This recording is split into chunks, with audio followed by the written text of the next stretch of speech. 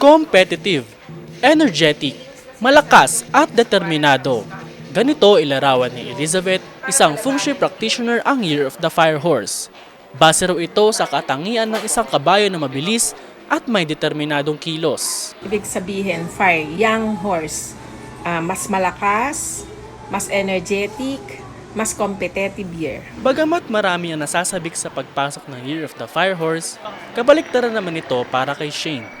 Hindi raw kasi giving ang bungad ng taon sa kanya. Nung starting kasi ng January, parang sobrang daming uncertainties na nangyari sa akin. So, hindi ko na-feel na, alam mo yung luck so far. Kasi most of the, hindi ideal na nangyari sa kaysa academic talaga.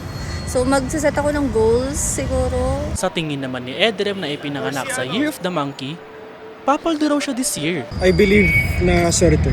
Alam mo yung gut feeling na you believe na sana swerte this year. Kung si Elizabeth ang tatanungin, maswerte raw ngayong taon ng mga ipinanganak sa Year of the Dog, Dragon at Tiger.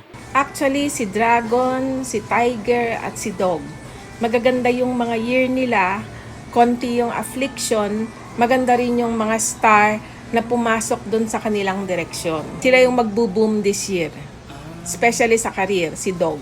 Magiging challenging naman ang taon para sa mga ipinanganak sa Year of the Horse at Rat.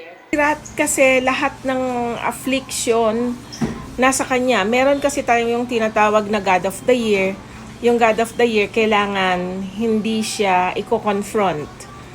Si Year of the Rat, directly confronting the God of the Year. Yun yung tinatawag na Grand Duke Jupiter. Sa mga kaibigang alanganin, worry not daw. Maaari naman kasi itong makontra. Katunayan, patok at pabenta raw ngayon ang all-in-one curing bracelet.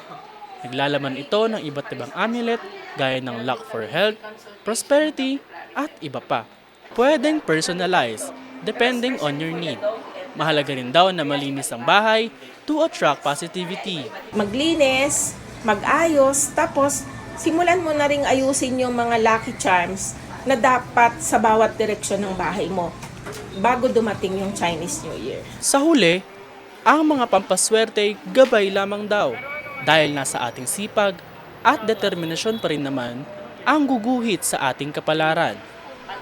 Kiel La Chica, RNG News.